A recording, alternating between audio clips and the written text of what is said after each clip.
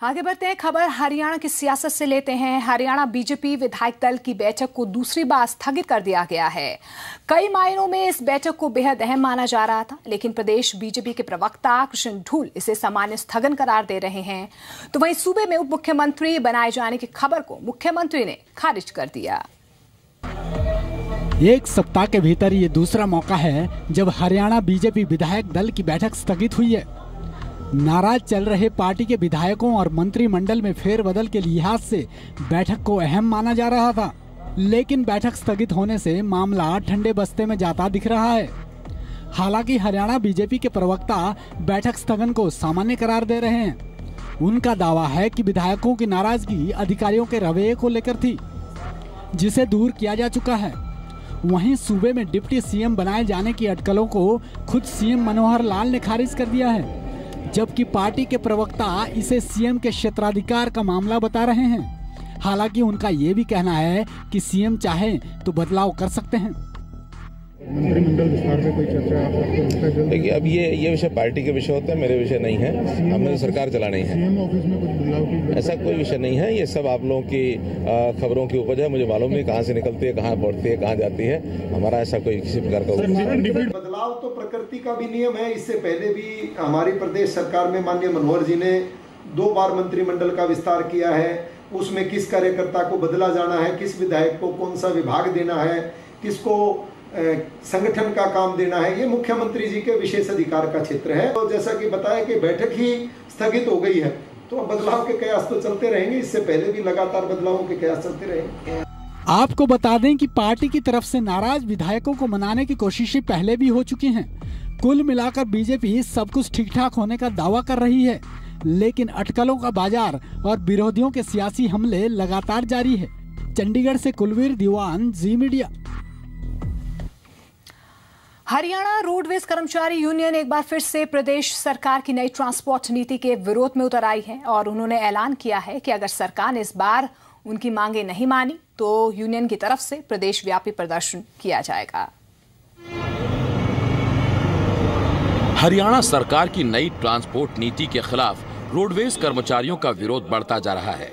कर्मचारी महासंघ से जुड़ी हरियाणा रोडवेज कर्मचारी यूनियन ने ऐलान किया है कि अगर सरकार ने नई यातायात नीति लागू करने की कोशिश की तो आने वाले बुधवार को रोडवेज के कर्मचारी प्रदेश व्यापी प्रदर्शन करेंगे। साथ ही आगे की रणनीति का भी ऐलान किया जाएगा। अगर सरकार 4 तारीख तक नई परिवहन नीति के बारे में पुनर्विचार नहीं करेगी तो रोडवेज कर्मचारी यूनियन हरियाणा, संबंधित हरियाणा कर्मचारी महासंघ आने वाली 5 अप्रैल को हरियाणा रोडवेज के सभी मुख्य बस संस्थानों पर प्रातः 9 बजे से लेकर 11 बजे तक एक विशाल विरोध प्रदर्शन का आयोजन किया जाएगा। ये आंदोलन का प्रथम चरण होगा। जिस टाइम विरोध प्रदर्शन की समाप्ति होगी, नेक्स्ट आंदोलन की उसी दिन घोषणा कर दी जाएगी। हरियाणा रोडवेज कर्मचारी यूनियन का कहना है कि नई नीति लागू होने से यात्रियों को खासा नुकसान झेलना पड़ेगा। इसके अलावा अदालत भी इन नीतियों को जन विरोधी ठहरा चुकी है। साथ ही उन्होंने कहा कि सरकार अपने कुछ चहेतों को लाभ पहुंचाने के लिए ये कदम उठा रही है। नई परिवहन नीति जो वर्तमान राज्य सरकार भी पूर्व सरकार की भांति ये पूर्णतया जन विरोधी नीति, इसको माननीय उच्च न्यायालय भी जनहित के विरोध करार दे चुका है। ग्राम पंचायतें 7,500 प्रस्ताव पारित करके इस नीति का विरोध कर चुकी हैं। रोडवेज का कर्मचारी नहीं चाहता तो शायद सरकार अपने चहेतों को लाभ पहुंचाने के लिए हरियाणा रोडवेज को प्रदेश के अंदर जो पंजाब और हिमाचल में निगम बनाए गए हैं वैसे हालात पैदा करना चाह रहे हैं। रोडवेज यूनियन के मुताबिक सूबे की सरकार जल्द ही नई रोडवेज नीति को लागू करने की बात कह रही है। वहीं रोडवेज यूनियन इसके पुरजोर विरोध में है, लेकिन इन दोनों की इस जंग में आम लोगों को खासी दिक्कतों का सामना करना पड़ सकता है। हरे राम मिश्रा, जी मीडिया, हिसार। हिसार के कैमरी गांव की महिलाएं शराब के ठेके के विरोध में उतर आई हैं और ठेके के बाहर बैठकर जोरदार प्रदर्शन किया। उन्होंने कहा है कि गांव में ठेका होने से गांव का माहौल खराब होता है। उन्होंने ठेके को गांव से बाहर करने की मांग की। हिसार के कैमरी गांव की इन महिलाओं ने चंडी का रूप धार लिया है। वजह है गांव में पड़ता शराब का ठेका। महिलाएं शराब के ठेके की जगह तब्दील करने के लिए गांव के ही युवाओं व बुजुर्गों के साथ मिलकर विरोध प्रदर्शन कर रही हैं और इनकी मांग है कि ठेके को गांव से बाहर बनवाया जाए ताकि गांव का माहौल खराब ना हो और महिलाएं आसानी से बाहर आ जा सकें।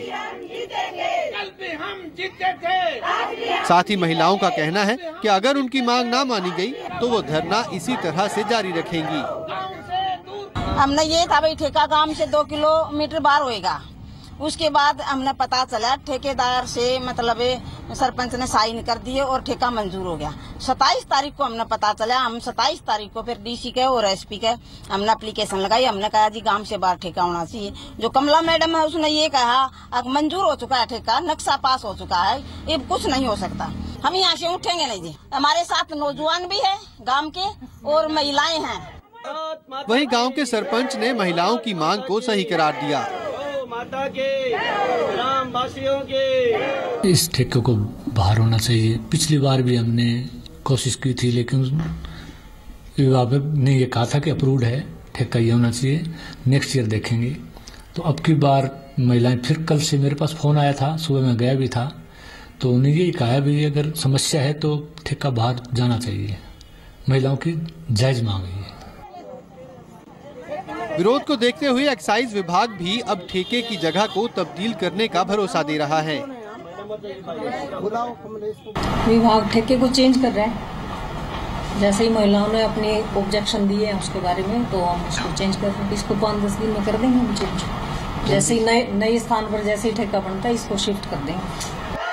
कैमरी गांव की ये महिलाएं नारी सशक्तिकरण का प्रतीक हैं और महिलाएं अपनी जिद से गांव की बुराई को दूर करती हुई नजर आ रही हैं।